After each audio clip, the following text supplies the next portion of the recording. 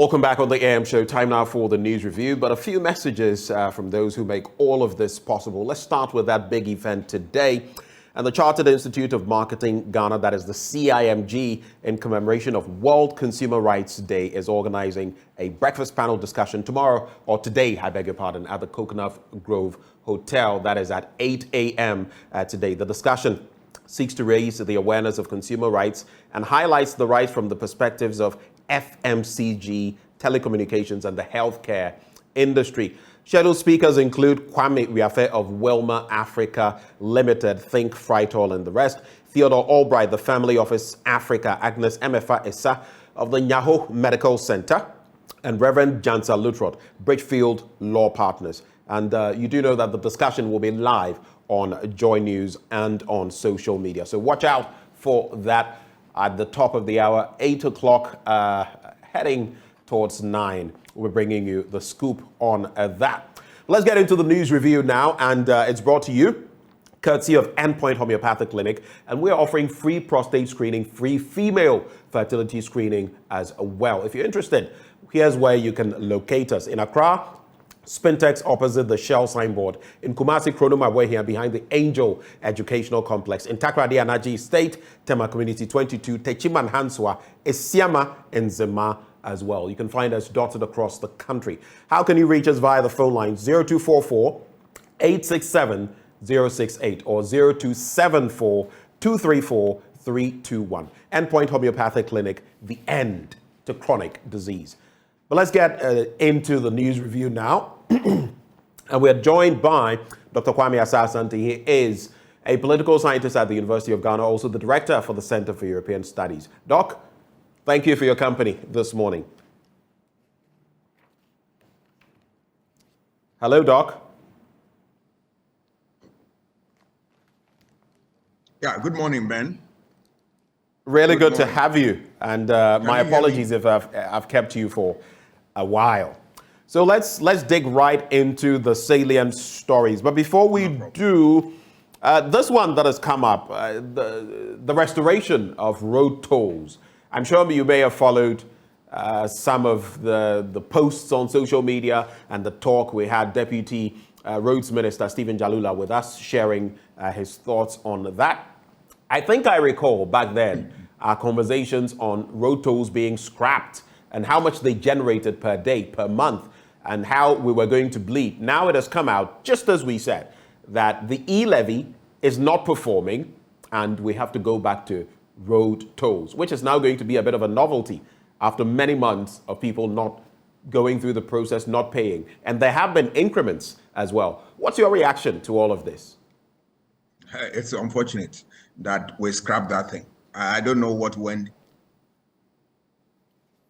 into that decision, leading to its abandonment for the first time. It was just an ill advice, if it was any advice given to. And who was the source of that advice is still worrying, because this is something that was giving us some little money. It doesn't matter how small it was, but you know, it was helping one way or the other. We're getting people employed through that process, and then getting little money, and then we're using it to maintain the roads and then, get business going. And all of a sudden, we had a certain excuse that is creating all manner of problems, including environmental problems and the rest of them. Let us ask whether the problems they identify, now they fix them, for which reason they want to reintroduce this. All right. I think, I'm not sure that they fix anything. That decision was not good enough. Let's get into some. I am happy that they brought it back, and then I want us to make sure that they maintain it and then work to improve it so that it can really serve the purpose for which that program was introduced. Well, let's get into the papers now. The Daily Graphic: Nation rewards excellence and sacrifice. There's also constitutional review, not panacea for development. Professor Nana SKB Asante, he shared his thoughts, these thoughts with me a few days ago, and here he is again, sharing the same thoughts. Road tolls coming back, new rates proposed in memorandum, and then Ghana, Cote d'Ivoire move to address pollution of Bia and Tano rivers. And of course, we have been receiving the short end of the stick in recent times, in fact, in a number of years now, because our neighbors have taken us on for polluting our waters, which lead into their waters. So the watchdog role, basically, we are failing to play, and which is why it is worrying, very worrying, and I'll not stop saying this, when you have the likes of the Member of Parliament for Takwa and Swayem, also a Deputy Lands and Natural Resources Minister, who will come and tell barefaced lies to Ghanaians, when we know that at a point in the year, the sea would push back the Ankobra, and you would see some cleanness, and then, it would come back around the estuary, taking photos there and telling us that all is well. Let's stop that, because then you make people incensed, even more angry. But let's get into the stories. Some Ghanaians who have excelled in their various fields of national endeavor over the years yesterday received national honors and were presented with awards for their meritorious services, hard work, sacrifices, and contribution to national development. The awards were dominated by workers in the health sector and their leaders who are at the forefront of the fight against the COVID-19 pandemic, as well as individuals and organizations that supported the fight. 47 national icons in various national endeavors were given the Order of the Volta for their exploits and their sacrifices for the country, while in the event brochure, it was stated that 19,557 frontline health workers across the country were also being recognized for their roles. All the awards were presented by the President, Nana Addo Akufo-Addo.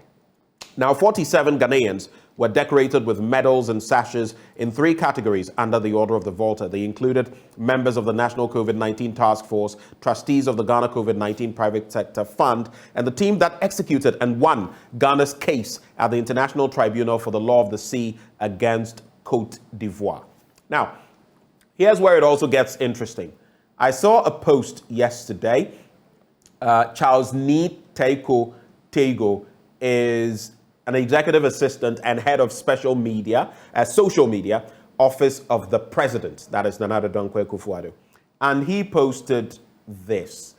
Lawyer Marietta Brew Apia Opong and lawyer Fui Chikata wrote to decline the National Honors Awards as members of Ghana's legal team at the International Tribunal for the Law of the Sea. Sad. That is what he put there.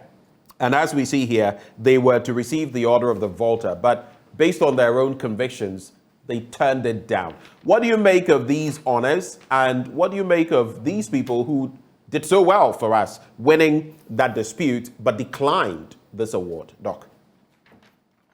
Ben, I must say that the last bit of your question, I miss it. If you can recap it so that I can follow from there. Right. So I was asking some names. I was asking. I think you missed out. So I was saying that Charles Nee Teiko Tego is an executive assistant at the office of the president. He is, just to get the title right, head of social media, office of the president, and he posted lawyer Marietta Brew Apia Opong, remember her, and lawyer Fui Chikata wrote to decline the National Honors Awards as members of Ghana's legal team at the International Tribunal for the Law of the Sea. You remember that dispute with the Ivory Coast or Cote d'Ivoire? And he adds, sad. Yes. That is what he says. They were to receive, I think, the Order of the Volta together with the team that won Ghana's case at the International Tribunal for the Law of the Sea against Cote d'Ivoire. What do you make of these awards, first of all? And second, these two who decided on principle that they would not accept these awards. What do you make of their stance? Yeah, I'll look at the award itself. It's a good one, and it's in line with the present duty as head of state. As a head of state, he's the fount of honor. He gives award to, and they are recognized. So the president did exactly that by, playing that role as the fount of honor. If you look at the categories of people that the award were given to, I support that. The COVID group, people who were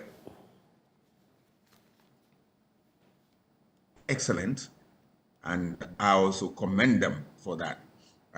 He talked about some private sector people, and you remember that, or you and I know that the private.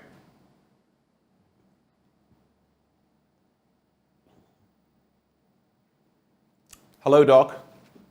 Well, it appears this morning the internet connection is not really helping us, or maybe there are some calls coming through. Doc, we keep losing you, but please go ahead. I can hear you now. Hello? Yes, please go ahead. Doc, if you can hear me, please go ahead. Yes. We can hear you now. Can you hear me, Ben? I can hear you. Go ahead. All right. Yes. I was saying that I also support the awards. If you look at the fact that these people were honored, it's a good thing, because a country which does not honor its citizens is not worth dying for. And that exercise is in line with the present duty as a head of state. He's a fount of honor. He gives honors and award to deserving citizens. So he carried that, and I think it's a right thing to do. If you look at the category of people who were awarded, and you realize that it's also a good thing. Talk about the COVID team.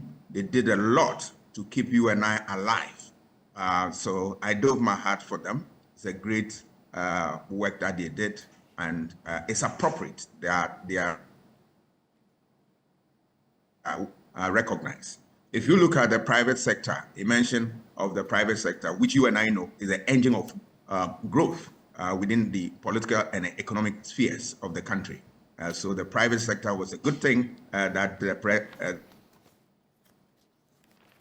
award to. The Cote d'Ivoire issue, Ghana's battle with Cote d'Ivoire with regard to the controversy on our water bodies. We are talking about the sea limit. You saw the contribution of Madame Brew and the other colleague. They did a great job. But I'm surprised, and Fui Chikita, I am surprised that the tennis down. I don't know what went into that decision, but I want to respect their decision, and that we move on. You can't force somebody to receive an award that he's not interested in. So I respect that, and I'll move on. But I think that going forward, when we're giving award, we'll look at all the rest that we need to know, and then we'll make sure that from the word go, we'll get those who will be ready to accept it before finally they turn it down. But I think I respect their decision. Well, let's get into the stories on page 13. Road tolls coming back, as I intimated, and the government is taking steps to reintroduce road and bridge tolls to shore up domestic revenue.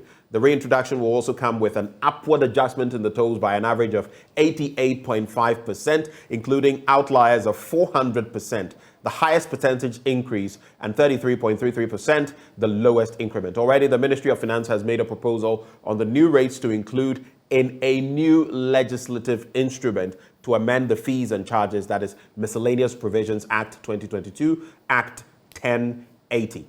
The memorandum from the Minister of Finance, Ken Ofori-Atta, dated March 10, is seeking the input of the Minister of Roads and Highways, Kwesi Amoako-Atta, on the proposed new rates that cars paying 50 Ghana pesos must now pay 1 Ghana cedi under the amended LI, while pickups, light-duty trucks, and mammy wagons must now pay 1 cedi 50 pesos, up from the previous 1 Ghana cedi. Heavy buses and light goods trucks will now move away from paying 1 cedi 50 pesos to paying 2 cedis, while medium good trucks, that is 3 axles, and heavy-duty goods trucks, that is 4 axles, will now pay 3 cedis from 2 Ghana cedis, which is what they were paying before. So in this instance, it was scrapped.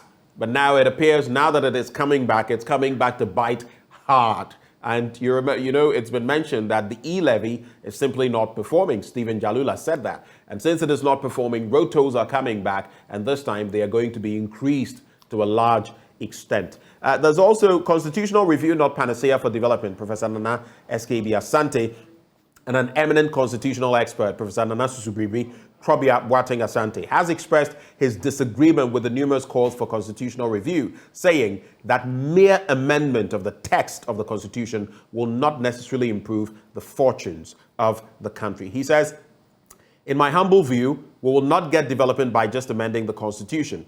In fact, we will not get constitutionalism by just amending the text of the Constitution. If you look at the history of many countries, economic takeoff did not happen when there was a liberal constitutional order." I found the last part interesting. It did not happen when there was a liberal constitutional order. How do you react to these two stories, especially the one from SKB Asante?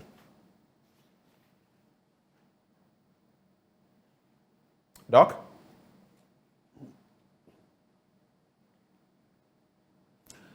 It appears we cannot reach Doc. The connection is bad. Maybe we'll try to reach him via the phone lines instead. That just might work for us.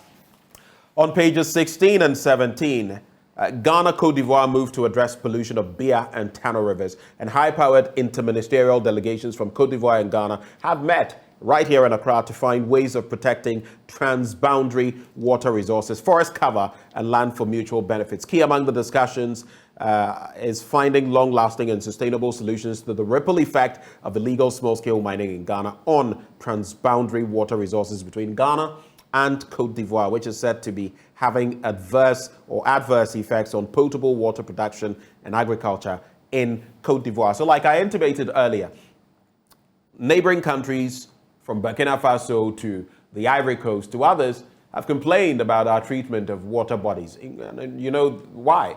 Galamsey.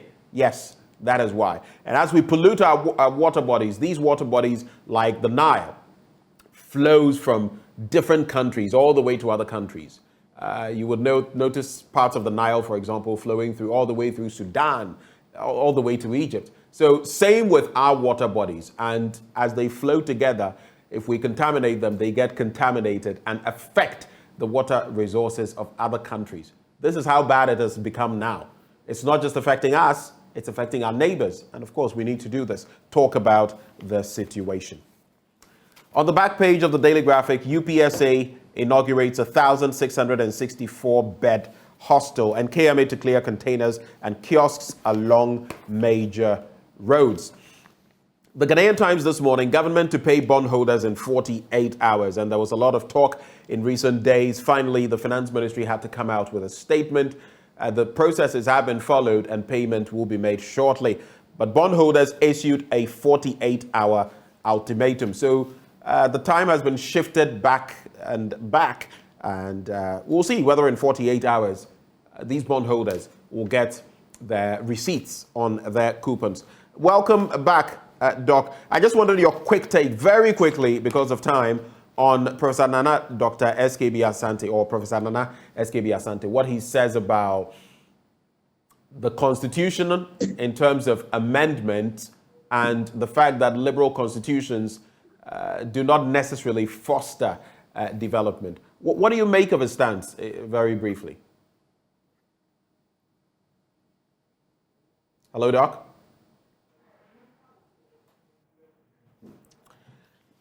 Well, let's get into that story. And so there's also, before I get into the bondholder issue, Ghana hosts U.S. Vice President's spouse March 25. And there's also Finance Ministry recommends fees, charges for new road tolls. Let's go to page 12 and start from there. So the Ministry of Finance says it has commenced processes to settle payments on outstanding bonds. To this end, it has assured bondholders whose coupons and principals matured on February 6th and 13th this year to expect payment within the next 48 hours. That is their promise. This was contained in a statement issued by the Public Relations Unit of the Ministry in Accra yesterday. And quoting what it says, the initial instruction covers coupon and principal payments on bonds that matured on February 6, 2023 and February 13, 2023. Holders of the aforelisted bonds should therefore expect to receive their payments within the next 48 hours, the statement noted. It said payment dates for subsequent maturities would be communicated in due course as the processing continues. And they said that there was no problem with funding, that they had the money to make the payments. But the bondholders issued a 48-hour ultimatum. The coalition of individual bondholder groups has given the Ministry of Finance a 48-hour ultimatum to pay all matured principal and outstanding coupons due on the existing bonds issued by the government of Ghana. This followed the expiration of the deadline by the government to pay all coupons and maturing principals on March 13. So I guess we'll play a game of wait and see. Time will tell. We'll wait and see whether all of those payments will be made. But let me just do that final story on page 5 of the paper. Ghana will on March the 25th play host to the Vice President of the United States of America, Kamala Harris, and her spouse, Douglas Emhoff. The visit of the first ever female Vice President of the USA forms part of a 3-nation tour of Africa. After her stay in Ghana, she is also expected to visit Tanzania and Zambia. A statement issued by the White House on Monday has revealed. And so on March the 25th, American Vice President Kamala Harris will be in town. The Finder newspaper audit of Kennedy Apon's businesses is standard practice, not harassment. And there's been talk about the GRA harassing that businessman, who is also a member of parliament for Asin Central. We'll be giving you some details of that story. Bank of Ghana receives national honor for vital role in COVID-19 fight. I already told you about the list of honors. I will install real-time collation system in 2024 for NDC. That's according to Dr. Kwame Asah-Asante, former governor, former finance minister. Ghana, Ivory Coast tackle river pollution caused by illegal mining activities. More from our end, basically. Let's own it, because that is our reality. But let's get to page 5 and take a quick look at that. So the Ghana Revenue Authority has denied allegations made by the Member of Parliament for the Asin Central constituency and presidential aspirant for the ruling MPP Kennedy Akakpo during a media interview where he accused the GRA of harassment. This accusation follows a visit to one of his factories, which is currently under construction, by officials of the GRA. According to the MP, who claimed that since he declared his presidential ambitions, his businesses have become the subjects of constant probing by the revenue authorities. However, the GRA, in its rebuttal, indicated that as part of its mandate and in line with World Customs Organization's guidelines in ensuring adherence to best practices, such exercises are regularly conducted. The purpose of such audits, they explain, are, quote, to measure and improve compliance while fine-tuning controls. And that is the response there. There is also Speaker Bagbin reiterates Ghana's commitment to collaborate with Inter-Parliamentary Union, that is to fight intolerance and promote peaceful coexistence in society. Those are the stories there. Let me take a quick look at the story on page 8 as well. So, major contender for NDC flag bearer 2024, Dr. Kwame Asah-Asante, has told party delegates to elect him as presidential candidate of the party if they want a real-time state-of-the-art collation system during the 2024 general election. Well, the case has been made in respect of what happened during the 2020 election and the NDC's control room, if you like, and the fact that they lost their way along the way, while apparently the ruling administration had more technical support, more of an integrated, setup by which they were able to track the votes. And that is why he is saying, on the back of that, he is saying that he would install real-time collation systems for the NDC if given the nod. I just have a question, though. I mean, I find this interesting on the back of what happened in 2020 and the problems that arose. But is that to say that if Dr. Dufour did not win, he would not lend his support in putting up this system? I'm only asking a question.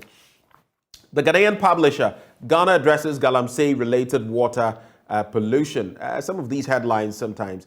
Yes, they are seeking to address it. They've not addressed it, and it remains a problem and a bit of a shame to us, especially as now we're having to face the angst of our neighboring countries. The African Development Bank strengthens agribusiness financing with new strategy.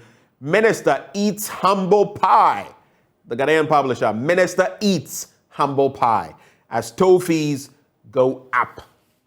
We said it, We said it, no one listened, and now it is coming back with a fury, with a vengeance. Maintain the road tolls. We're making how much? Is it over 200,000 or is it over 100,000 per day? We said no, e-levy. And now, so you know what this means? It means the ordinary Ghanaian is already battered, bruised on the back of the economic turmoil. The e-levy is being retained, and now we have this coming back. So you get it. We took this away and gave you the e-levy. The e-levy will stay, but the road tolls are also coming back. Did we go or did we come? GRA refutes Kenneth Japon's allegations that Akufo-Addo Lord's Catholic Church's role in Ghana's development. That's in the Ghanaian Publisher. Now, Daily Guide, US VIP to visit Ghana. Aspire higher, Omanhene urges Education Minister. Controller staff reject Toyota Camry for V8. And there's also Samira Baumia Bag's law degree. On social media, there was talk about her after many years going through the COVID era and all of that, finally sailing through on the support of family and friends to bag that degree, I believe from the University of London. We salute her on that exploit. Let me just do the story on page 6 as we wrap the discussion, the news review, right before we get into sports. Let's go.